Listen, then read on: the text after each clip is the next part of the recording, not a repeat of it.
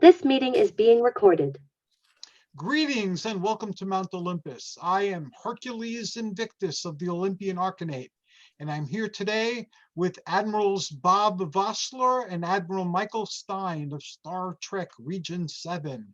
And we're going to explore some really interesting things today, starting with the Mount Olympus, Pride of Olympus, actually, our vessel update. Currently, the role-playing scenario is being set up. I had difficulty today on Facebook. It was giving me duplicate entries and they were all getting shuffled around. So everything is finally there, I believe. And the introduction is in order, but we're actually up to finishing chapter 2 and moving into chapter 3. So till that gets straightened out, just stay tuned. The introduction gives a very brief synopsis on how my involvement with Star Trek groups got started. It started with a role-playing game where the theoretical question was asked, what if the Hercules from the Marvel Universe was tasked for finding out what happened to Apollo in the Star Trek universe? So that question played itself out in a role-playing game that led to us becoming Klingons and being involved with Star Trek fandom for a decade and a half. So one thing led to another, and then the story merged back into meeting Starfleet again, but in a mythical context. And we met with Mike and his group, the USS Justice. And then later on, we had a Mythic Atlantis event, and we met back up with Bob and with Wayne. And here we are several years later, and the same story is very slowly unfolding over time. So basically that is going on. I'm starting to tie in related things on Facebook. We're going to be crossing over with Doctor Who later tonight, and on Sunday with Savage Dragon in the Image Comics universe. So this will be a science fiction medley, very non show related. It'll kind of touch on all shows. It'll have time travel, reality crossing, multiverses, you name it. It's in there. And I'm going to try to draw together people who participated in the story over the decades, if I could find them on Facebook and other social media. So it should be interesting. So that's all I have to report. And now Admiral Michael Stein of the USS Justice. You have some important insights into Star Trek Discovery. I've seen the first 2 seasons, haven't seen the third, but again, I'm not afraid of spoilers. So the mic is yours. Okay. So I'm Mike Stein with the USS Justice CO, and I watched season 3. And to be honest, I was disappointed. The writing it seemed like it was very, I don't know, it seemed like it was weak is under an understatement. I don't know. I know there's a lot going on with Paramount, with Star Trek, and I'm trying to think of what's the underlying reason why it was not written. It didn't seem like it was written right. Let me give some examples. So this season they were facing an unknown entity that they, for some reason, they just labeled it as 10C. I don't know why. I don't remember. I remember watching it. We're going to call it this unknown entity. I think they said it was 3 light years large that was destroying planets. It's sort of like the TOS. It reminded me of the TOS episode of the Planet Killer, but this thing was destroying entire systems in one. And eventually they traced it back to another galaxy across the galaxy, the barrier that Kirk went through, I think in season 1 in the very beginning. Where no man's gone before. I think it was the very first one. However, it seemed like it took the entire episode to get through the barrier in this one. Here they are with advanced systems, and it's taking them like forever to get through the barrier and making a big to-do of it with an advanced ship. Much more advanced. Here you are in the 32nd century, and you're having more of a problem than they did in the 23rd century. I mean, that's the get-go. I mean, really? Come on. It seems they were delaying what they were trying to do. I mean, eventually they get to where they're going. They're to find these aliens or something that sent something. They find out that eventually they find out that it's a mining operation that they're running to keep a force field in place around their solar system. I mean, here you have advanced aliens who are running a mining operation. You know, it sort of doesn't make any sense. That's what they're doing. They're running a mining operation 3 years light long and blowing up and destroying planets in the process, not taking into account any type of life form. I mean, it's sort of just, this is bizarre. Just plain bizarre. Near the end, Michael Burnham, I mean, the president of the Federation joins the crew. I mean, you got half the Federation Council, half the United Federation on board the Discovery, on top of it, on a dangerous mission. You know, who does this? Not the Federation that I know, not the Starfleet that I grew up with. That's for sure. It's like one thing. It's like unbelievable after another. I mean, near the end, they're pleading. I mean, it seems they were going to try to talk to these unknown aliens. I mean, it didn't seem they had any kind of backup plan. Earth was going to be destroyed. And then at one point, they have 4 hours left. What does the captain do? Michael Burnham and Saru do, the XO do. They go into a room and they start expressing their emotions. What? I'm going, what? What are you doing? They start laughing. They start screaming. They start crying. Excuse me. You got 20 billion people are about to be extinguished, and then you got 4 hours, and you're in a room expressing your emotions. I feel like smacking them both. I mean, really, this is what's going on. I can't make this up. It's unbelievable. It's freaking unbelievable. I mean, if Kirk was there, he would have smacked. He certainly would have said, "What are you doing?" You know, really unbelievable. The way this was written. I mean, eventually, thankfully, the aliens realized what they were doing and they backed off. But if they hadn't, I don't know. And then on top of it, they have another operation going on that they're totally clueless about until the end, where another ship is attached to Discovery underneath the ship. They're totally unaware of this. Like piggyback. It's like piggybacking. Another ship is piggybacking with another plan to destroy. There's a power source to destroy the power source or so of what's causing the mining operation that's about to destroy Earth and the planet Vulcan. At this, or not, like they changed the name of Vulcan.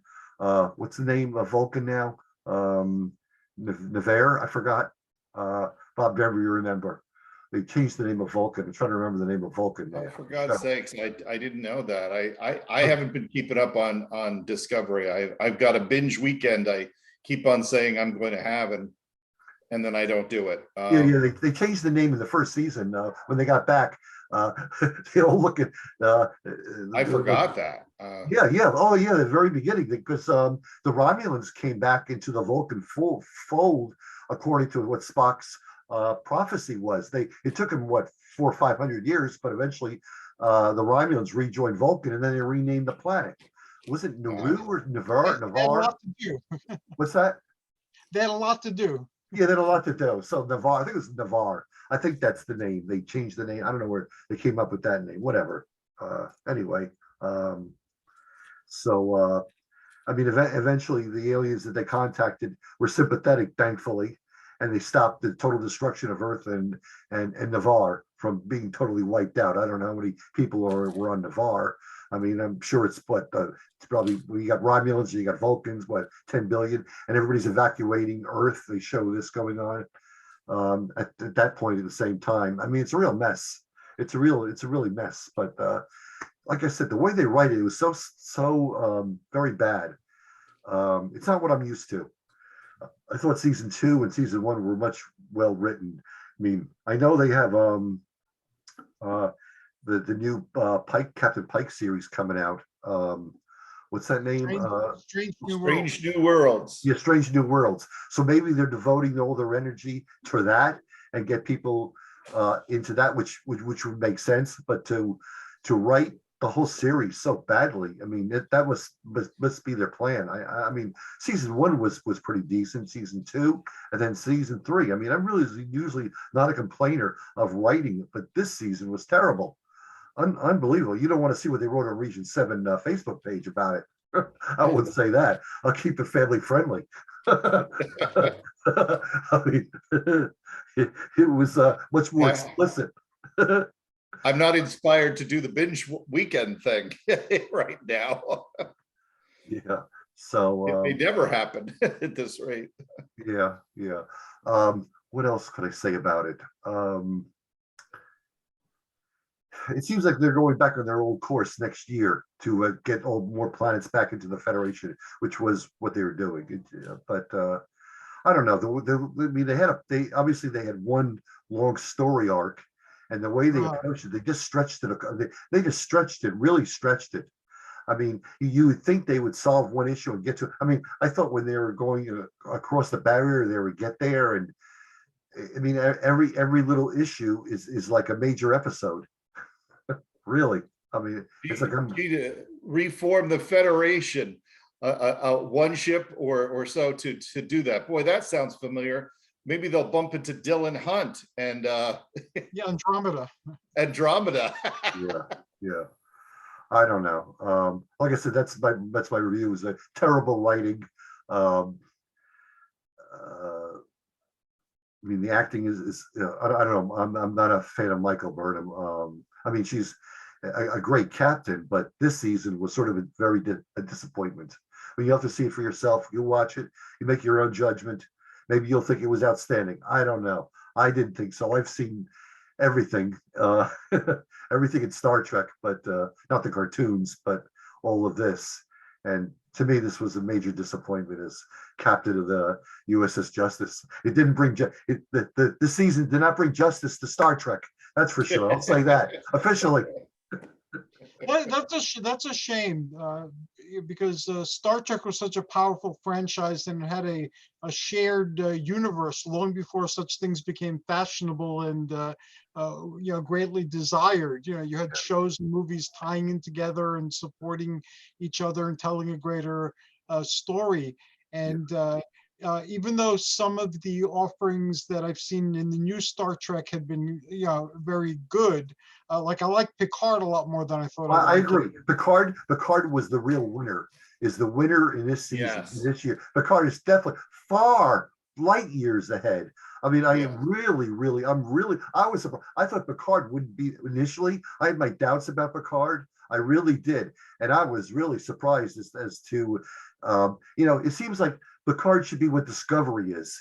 It should be, the roles should be reversed. I mean, you have what, a 90, how old is Picard? 95 in the show or something supposed to be? Yeah. A 95-year-old. He's running around doing this and he's a synth now. Okay, well, whatever. But it seemed like you've got somebody in their 90s slowing down. You would think that it wouldn't be as fast paced as it is. And it's what Discovery should have been.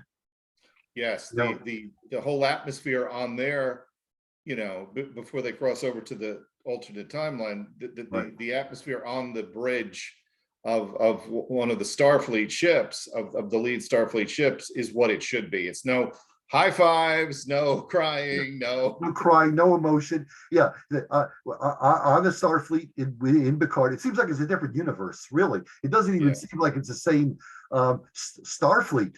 It really doesn't. I mean, we're talking Starfleet Picard. That's what, late 24th century, right? Yeah, or he's getting into the 25th century.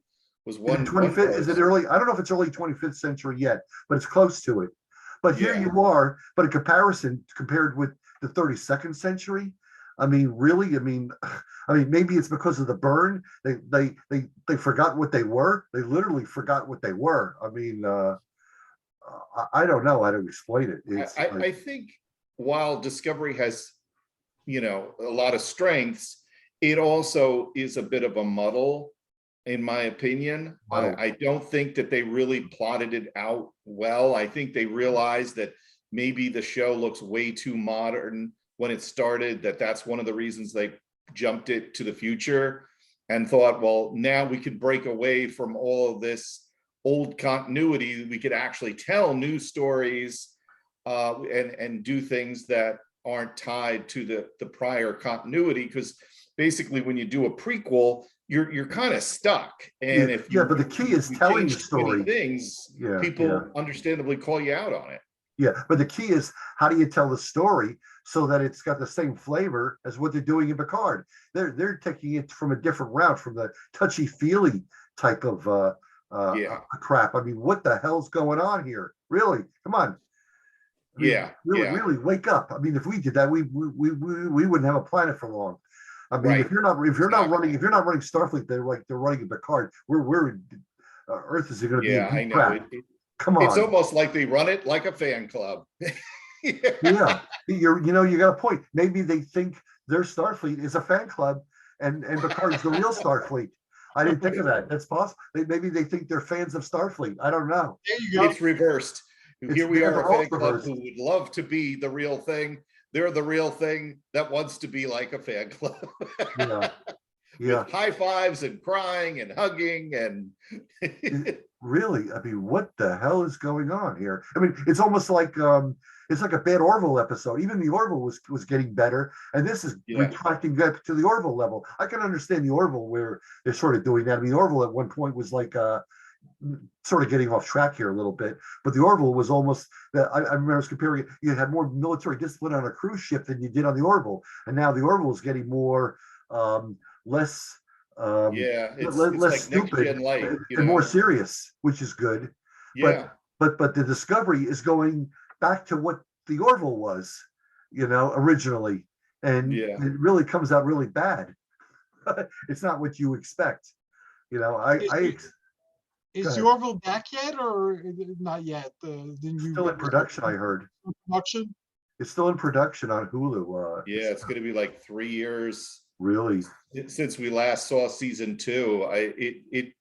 It's really a shame that it went to Hulu. I know there was all financial reasons and Yeah. maybe Yeah. other reasons, but it is a shame. Well, and plus we had this little thing called the pandemic that screwed things up as well. That But slowed things down a little bit, but yeah. Well, was it Seth said that he can do more on with Hulu with the financial budgeting than they could where he was.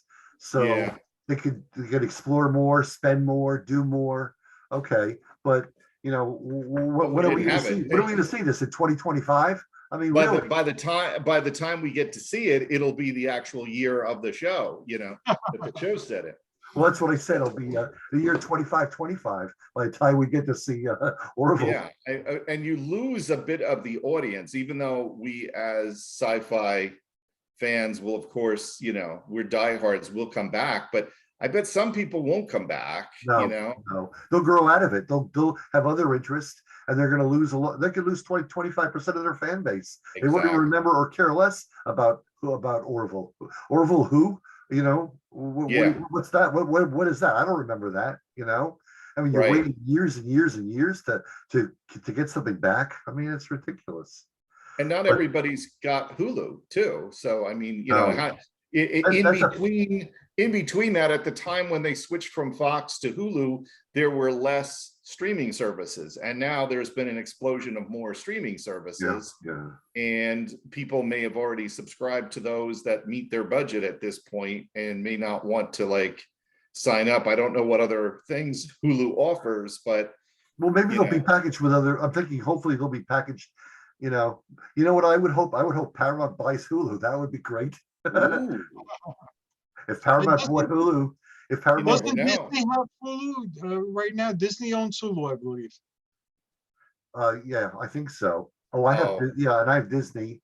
So I'm if getting Hulu. Disney owns Hulu, then there's little chance that Paramount. Well, they could sell it. They could say, okay, we're not, Yeah. for this division, we're not making enough. Let's, Paramount wants to buy it, give it to them. I don't know. Yeah. I don't think Paramount would buy it with the Star Trek franchise. That would sort of be, I don't think they would do Yeah, that could be. Yeah, that's like putting the Burger King right next to something. McDonald's. McDonald's, yeah, and putting a walkthrough right through the building and say, here, Yeah. here, help yourself, have it your way. I don't think they're going to do something like that. Have it your way. Have it That's your good, way. Mike. You could jump on the Orville, you could jump on the Enterprise, whichever way you like, toot your horn, switch a channel. That would be bad for both.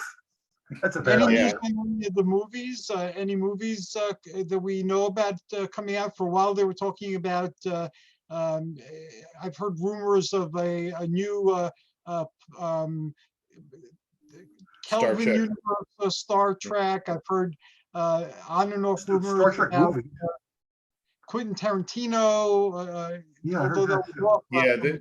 That the was a while ago. Tarantino thing is officially dead, I believe. Okay. There was still talk about it. You and I talked about it last month, Hercules, and Right. and I don't think anything's really changed since that time of vagueness with that whole situation. I don't think we've heard anything solid. So all we can do is just keep our hopes high and hope that it emerges in the future and that we hear something.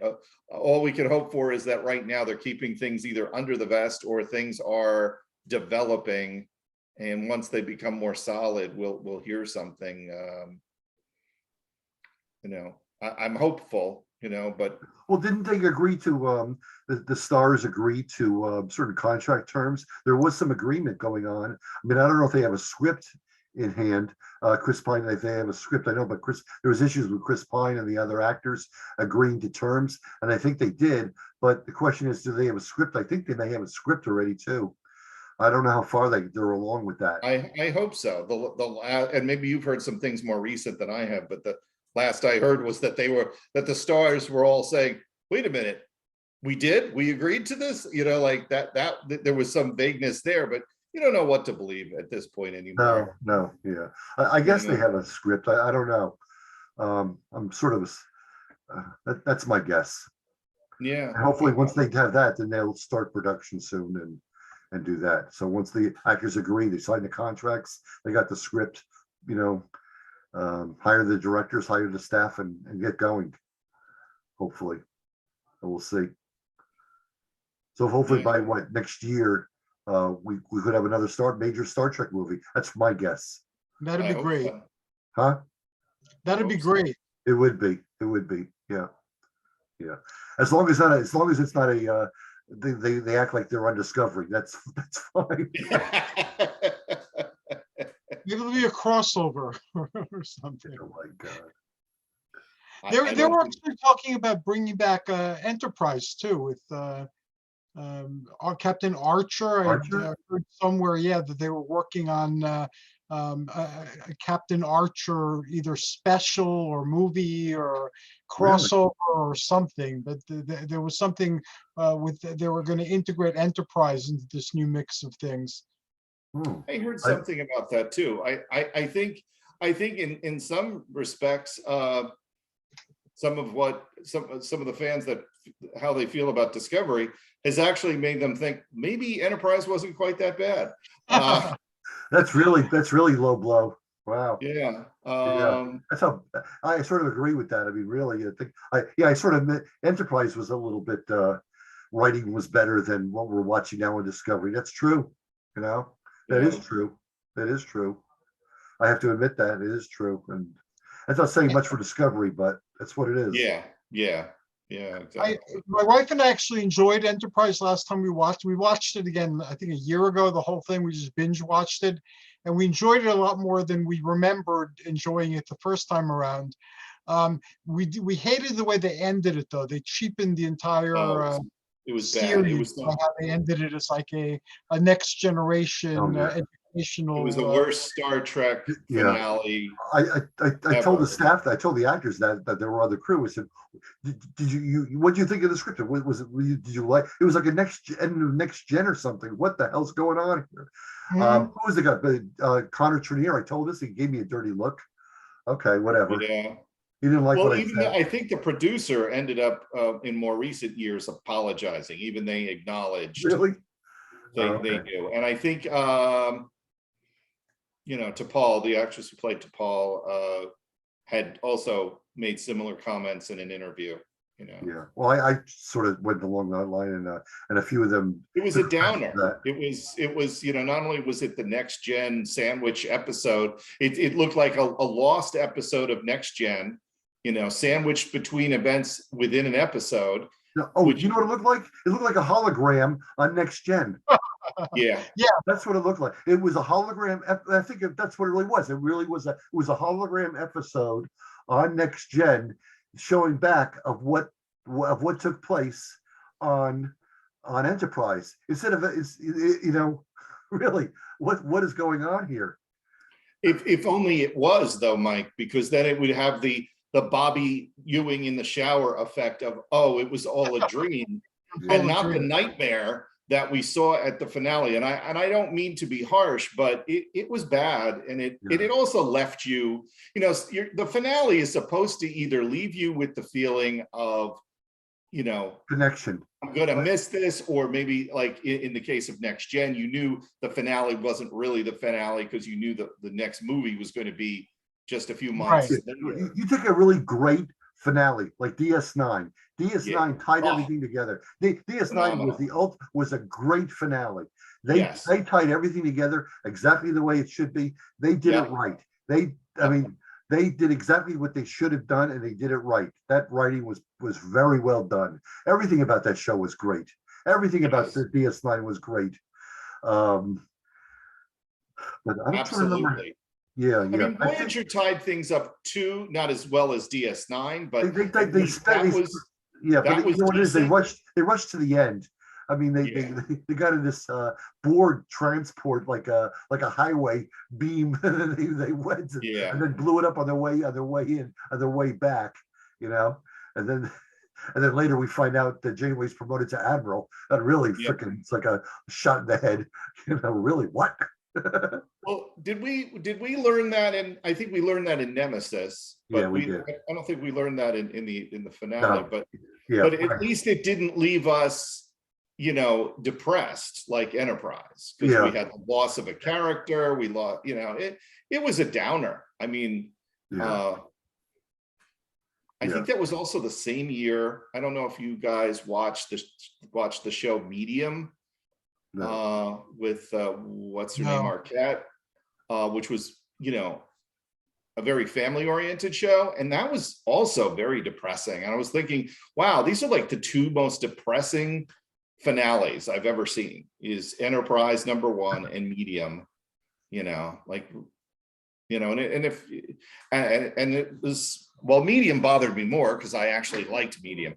I liked Enterprise because it was Star Trek, but it was definitely not my favorite Star Trek series. There have been others that were better. I mean, like I said, I really began to like Picard, and DS9 was outstanding. And even Next Gen wasn't too bad. That surprisingly came along. That finally came around. It took a while, and that really took off on its own wind. Finally, they finally got. I was saying that at the end, they finally got the hang of it, of what they're doing. I think when it took them 7 years, but they got the hang of it finally. They finally learned. I think when you go into a prequel, which at that time prequels seemed to be like the thing to do in sci-fi, because we had around that time Star Wars, the prequel trilogy had begun, and I think and you could correct me if I'm wrong, but I think Enterprise started a year or two after that, in the early 2000s. Okay.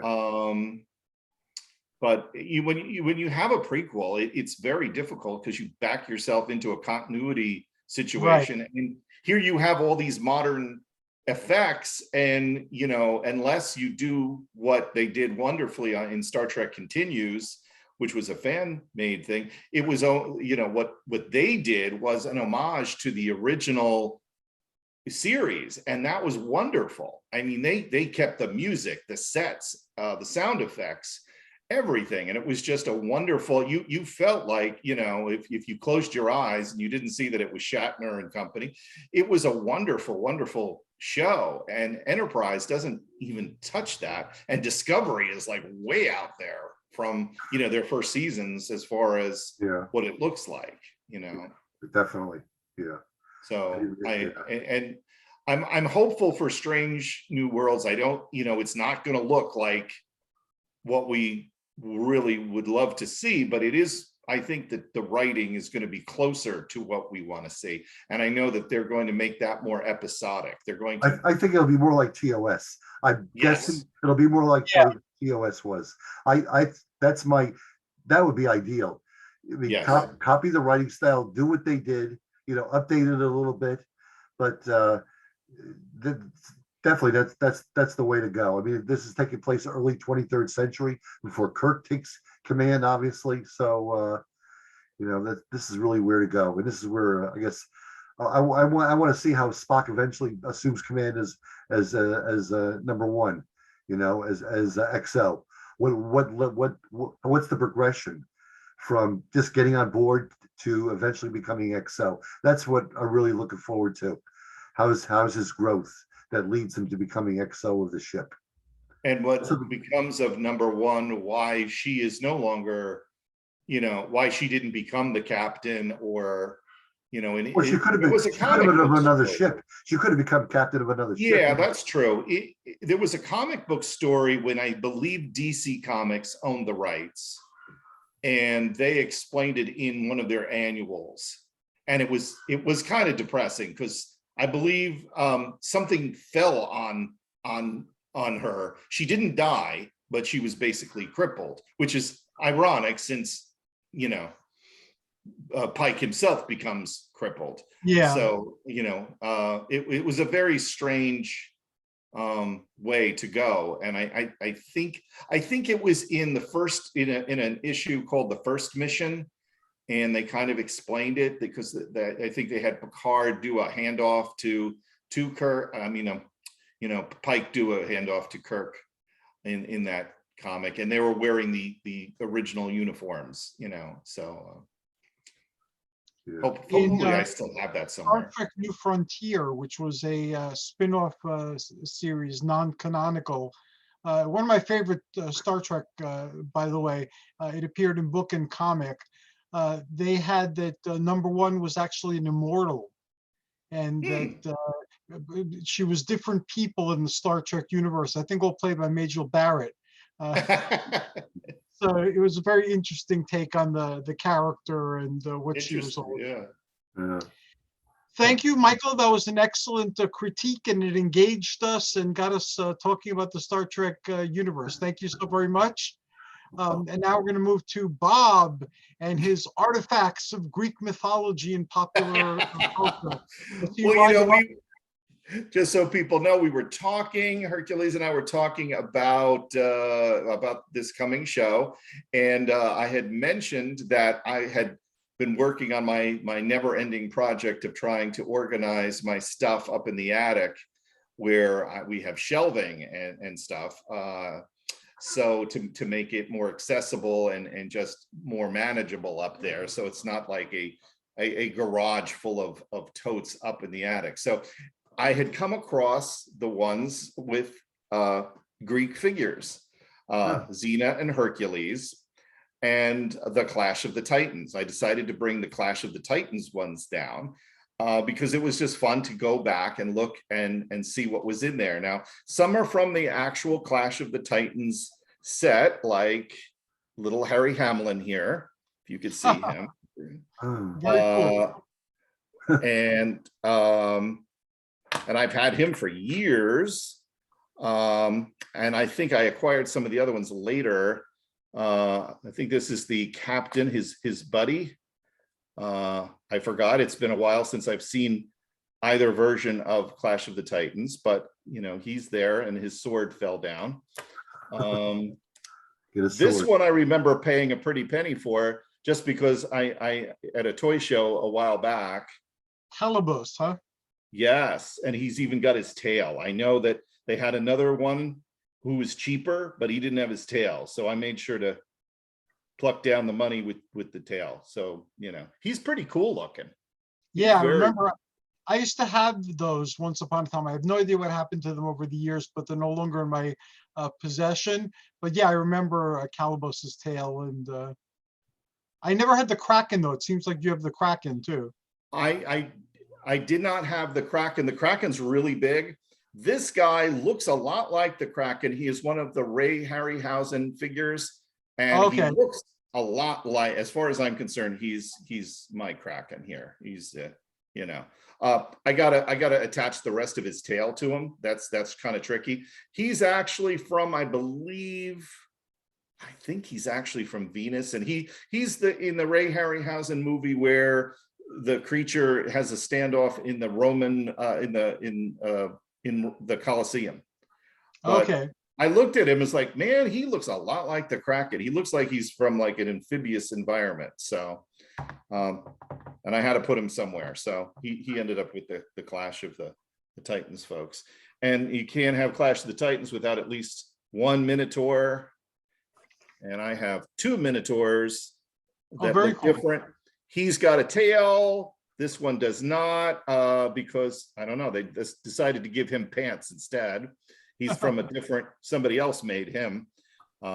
These are more figures than action figures. And we have, you know, if you can guess, from the Trident, Poseidon. And a Centaur here. Very cool. And we have a Satyr here, if I'm pronouncing right. I think he's from Narnia, but okay. Yeah, but he counts. And of course, you need a Cyclops, and I have several Cyclops, but this one is kind of cool. I think this is from one of those Papco, the French. Or Papco, yeah. It looks like one of those that you get in the craft stores. I think I have him. Oh, and I forgot to mention, show my other Clash of the Titans bad guy. You know, Death Warmed over here. Very cool. This was funny. I was at a toy show in my neck of the, well, not quite my neck of the woods, actually more in the USS New Jersey's neck of the woods in not quite Atlantic City, but down south at a place called Farpoint, but not related to the convention, but they're Star Trek fans. So they, it was still in, you know, during the pandemic. Well, we're still technically in the pandemic, but they did stuff outside at an antique show as well as their store. And at the second location, because of course I had to go to both, a woman was selling 2 sets of these for like 50 cents. And I meant to give her like the $1, and she said, no, they're both for 50 cents. So how could I not get Cerberus, yeah. Yeah, how could I not do that? So that was cool. The That's other one is with another box. That's the Disney Cerberus. I believe it came with McDonald's or Burger King or something. Oh, yeah. Yeah. I could open. I didn't even realize it could open them up, but I didn't know what it came from. But all I knew was it was too good not to pass up. You know, sometimes you get bargains. This I picked up and threw that in the box too. This was over at a Barnes and Noble, and I couldn't resist. I guess he's kind of like either a version of Hades or one of Hades' minions, if you can see him. Mm-hmm. He's kind of a flame guy. He's from the Eldrador company, and they also make a kind of a frost giant, and I also picked that up too. So yeah, let's see what else I got over here. A mermaid. I've got 2 of those because I don't know. It's collection. Not a Kraken, but this definitely looks like it's one of Poseidon's minions. This I got at a different flea market for pretty cheap. Oh. I mean, how could you not? He was like a ugly fish thing. Looks like a cross between a shark and I don't know. All I know is if I come across that in the ocean, I'm swimming the other direction. As fast as you could possibly go. My God. Oh, did I show? This is another thing from Clash of the Titans. Of course, our lovely Pegasus. Yeah, very nice. And I was always nervous about the Pegasus because I, didn't want that to break, and the wings are there and everything, and a unicorn. So, let's see what else. Did you put any of your characters on top of the Pegasus? Yeah, he Perseus. Perseus. Yeah, put him on top of the Pegasus. Yeah, let's see, because that's what he does. He, Well, that's what, yeah, that makes him, all he right, flies around. there you Very go. cool. That looks good. Now that looks better. Cool. Yeah, they didn't make Andromeda. They didn't make any, well, back then, they didn't make too many girl figures because as young boys, we all kind of thought girls had cooties. So, but now, there would probably be girl figures. I don't remember what this came from, but I picked him up, and clearly it's Liam Neeson, who I don't remember, was Liam in like Lord of the Rings or anything? But he also played Zeus in, I believe, in the most recent Clash of the Titans. Is that correct, Hercules? I remember him being Zeus-like, but I don't remember. The new Clash of the Titans had Clash of the Titans and Wrath of the Titans. And the old Clash of the Titans, they made a cartoon called Wrath of the Titans, which was very interesting, but it continued the original story. But they all blur in my mind. As I get older, everything blurs. Me too. Me too. I You're can't in good remember company. who did what and when and things like that. I just kind of remember vague things. Now I have another container somewhere up in the attic. Some things I kept in the box, so it couldn't fit in a little mini tote. But I know I picked up the box of Legend. This company called Chap Me, which makes some pretty nicely sculpted figures. Made a whole collection of. They did their version of Perseus. And they have a really good looking Zeus complete with a thunderbolt in his hand. And his eyebrows even have like jagged edges. And they had a Medusa and they had Hercules here. So this is an extra Hercules that I came across. So oh, very good. I had that set. The only one I'm missing, there were 3 boxes. And I have 2 of them, and I'm missing the one where it's Hercules and the Hydra. yeah, I have her. Exclusive, yeah.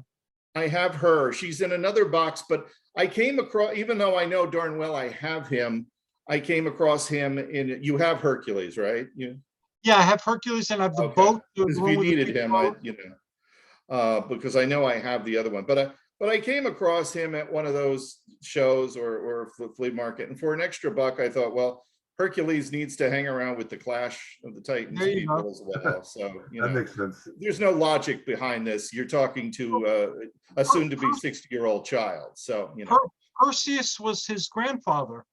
Hercules' grandfather was Perseus. Oh, I thought they were both demigods because I thought Yeah, they were demigods, and they were both sons of Zeus. But right. Perseus was Hercules' grandfather on both sides, on his mother's side and his father's side. Wow. Okay. I just thought Zeus was, knocking boots around. So I thought they were more like half brothers, but okay. In the Wrath of the Titans, the original, they were like contemporaries, and sometimes in modern mythical stuff they make them contemporaries. But in the original myths, Perseus was grandpa. And there's all sorts of stories about how Hercules would have been king of Mycenae, and Hera delayed his birth and sped the birth of his cousin, and his cousin became the king and subjected him to the laborers and all sorts of stuff. But yeah, it makes sense. The stories aren't really consistent. They were never consistent. So well, and plus you have in the comics, Marvel's Hercules is different, obviously, than DC's Hercules, even looking, and then you have this Charlton's Hercules, which I don't. Yes, I have those. I have the whole set of those.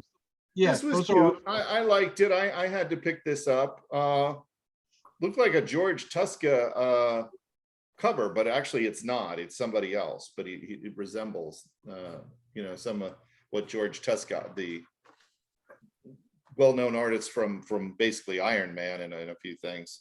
And this from Super 7, and I had to pick this up at some show. They have their own set of weird looking villains. And one is like a serpentine mummy.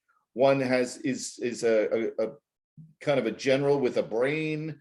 And there's a bat-faced vampire, basically a Dracula action figure with a bat head and some bat hands. But this is Shadusa. I haven't even taken her out of the That is so funny. Oh, wow. There's two versions of her. I bought the version with her having legs as opposed to snakes, because she otherwise she'd resemble the Hydra or Medusa. And I wanted something different, but her hand is a snake. If you can, well, you probably can't see it, but Very Oh, cool. I thought that was cute. So, she's obviously a, villainous there, maybe. And she comes with a bow and arrow, or,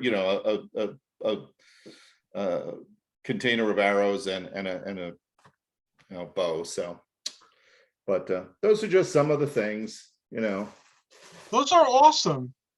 Oh, here's Oh, that's a another, typical box in your here's attic, another right? grouping of, I don't know who made these, but this is a different, and I got a big one and a little one version of, old One Eye here of the Cyclops. They're the same I have mold. that Cyclops. Yeah, I have that one. I don't have the other Uh, one, but I have that big one. Obviously from a different scale, but I Yes. thought, well, Cyclops is often giants, so but he's the same figure. They're basically the same, except, well, actually he's in a different outfit, but it looks like they're sculpted the same, but couldn't pass that up either, So what else do you collect aside from mythical figures? Oh my God, more than my wife would really care that I did. Obviously superheroes. I went to let's see. I went to a show in South Jersey last Saturday, mostly just to get out of the house. It was beautiful out, and I just decided I needed to get away. I didn't have any assignments over the weekend, so I went to near where our old apartment was, and where South Jersey Geek Fest is in Woodbury. Well, the Geek Fest is in Woodbury Heights, which was only a few blocks from this antique store, which housed this show, and there was a variety of stuff there, and some familiar vendors and some vendors that weren't so familiar. And sometimes it's just fun not only to look over stuff and buy stuff, but also have conversations with other crazy fans and collectors and talk to the vendors. So I picked up a miscellaneous amount of weird stuff. An Ant-Man, which I have other versions of him, but saw him and he was ridiculously cheap. And then there's, Ant-Man, tiny Ant-Man. So there was that. And I forgot what I got, a Sabretooth from Marvel that I knew I didn't have this version of. So, I think he was all of $3. And then if I got some other stuff in the other bag, but I broke it up to superheroes and then miscellaneous stuff. So I went to a flea market that I used to go to that was right down, not really down the block, but very close to the apartment. And I saw a guy there that always had some interesting stuff. So I got a rather large falcon, from the comic book Falcon, So I got something like that. And let's see, who else? Oh, this was the weirdest thing that I bought. It was only $1, and I had no reason to buy him other than the fact that at another collectible show, everyone, we have these weird conversations, and I picked this guy up. He looks like a tiny little Perry White, but he's not. He's from, I think, the Fisher Price, and I and a bunch of vendors gathered around, and we were all trying like weirdos, trying to figure out who he could possibly be, like what set he was from, who made him, We all like couldn't figure it out. He was ridiculously priced. I mean, I didn't buy him there. And there was no reason for me to buy him there other than the fact that when I saw him in the bottom of a bin, picked him up, and he wasn't in the best of shape, decided to blow yet another dollar on somebody I don't even know, so that if I ever go back to that other show, and we'll probably see that same vendor who wasn't at this one, we'll hold him up and say, okay, I have him now. We still haven't figured out who he is, but you know. You have no idea who it is, Bob? No, but he'll be somebody. I don't even know what bin I'll put him in. I tried to wash him and stuff because he looks a little weather beaten. To me, he looks a lot like Perry White, but I know that's not who he is. He may be an arbitrary person from a Fisher Price collection, but he just looks like he should be somebody. Everybody should be. Everybody should be somebody. Everybody should be somebody. You could take a digital picture of him with your phone and then do a search on Google, like That's a good idea. That's a very good idea. I'm surprised I didn't think of that. Because there was some other figure that I think I put on Region 7 or a character, and I said, okay, who is this person? And it turned out to be from a Disney movie. It looked a little like Chiana from who Mike and I recently saw, the actress, Gigi Edgley from Farscape. And she looked a lot like that, but I knew that wasn't her because they didn't make figures of that size. Plus she wasn't gray or blue. But she had this black outfit and stuff. And I was like, for years, I was trying to figure out who she was because she was too cool. Sometimes you just pick these things up because they look cool, or because, I don't know, you just want to toss your money away. Like I had to get another Guardian from Green Lantern just because his head looks, was transparent in the back. And I thought, oh, that's cool. I have other Guardians, but I don't have that one. So, so since he was like, I think there was two for $1. And so he came home with me. So, yeah. So, that's my vice. I don't drink. I don't smoke. I collect action figures at I'm an overgrown kid. That in comic books. We all are. All fans are, and most people I know actually. I'm too old to feel guilty over it. If I ever did feel guilty over it, no reason to. I recently had to have all the Eternals, Marvel Legends with the Eternals. The movie wasn't my favorite Marvel movie, but I've been an Eternals fan since they came out like in the 70s. So I just had to see the movie. I had it in the theater, and I had to have the figures. Then I wondered why, but when they were coming out, I had to have them, and we went on quests for them because they were exclusives, and some you could only get at Walmart, and some you could only get at Target, and some you can get anywhere. And, anyway, so I spent a few months gathering all those together whenever we could. But thank you for sharing your treasures. Michael, do you collect figures also? Actually, I got a collection of patches. I collect Starfleet and Star Trek patches, which you should see my patch collection. Maybe next time we can go through my patch collection. Yeah, that would be great. I've got a patch collection similar to Ed Tunis's patch collection. I mean, I got some large patch collection. So if you want to do that sometime, let me know. That would take some. It would be equivalent to what Bob was going through. Having to go through patch after patch after patch. Why not? It's up to you. I'm just saying that'll be fine with me. I've never collected patches, but I'm always interested in learning new things. So yeah, definitely. Okay. I collect a bunch of stuff, mostly books though, but figures if they're mythical or in an area where I'm interested in, and I use them when I run like interactive storytelling, role-playing type things. So I have these figures that are like 20, 30 years old, just use them. And people wonder where I get all these things. It's like, well, I've been collecting them. Every time I see it, it's like, ooh, then it becomes part of the collection. So I have it. Yeah. And, I think, Bob, you saw my Starfleet jacket I wore to our get together. Very cool. Very nice, Mike.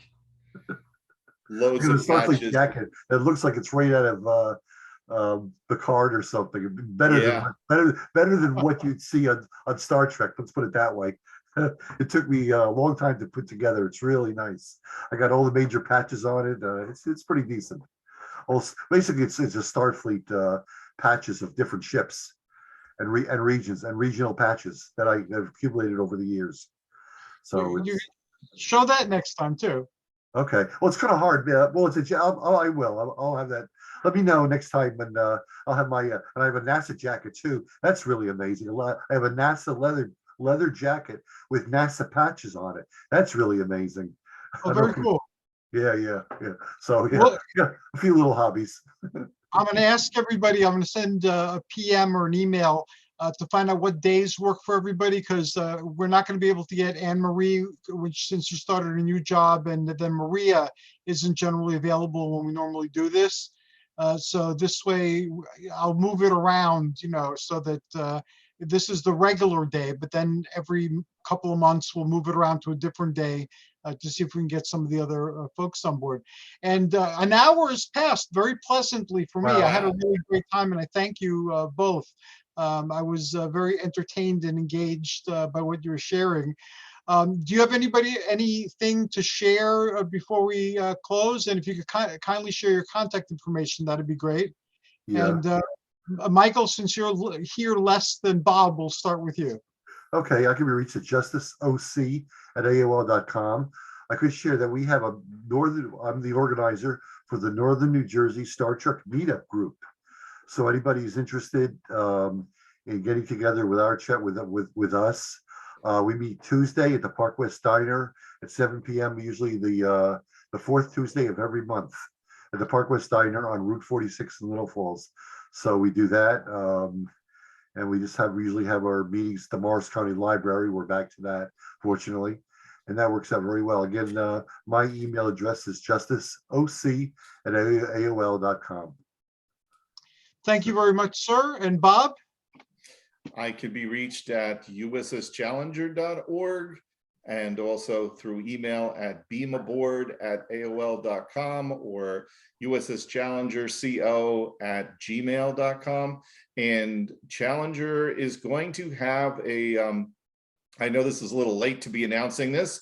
You guys are invited, Mike, if you're clear. Sorry that we didn't put out more notice, but I've just been really busy since the meeting this month. But we're going to bring back our Intergalactic Food Festival. We're going to bill it more as a celebration of First Contact Day, because I think it's just a few days before or after First Contact Day, and it'll be more like a potluck thing, and you could just name your dish after something from Star Trek, or it could be from Star Wars or Doctor Who. We don't care, because we just like to eat, as was evident at the gathering we went to recently and attended at the very diner that Mike mentioned, which we had a fantastic time at.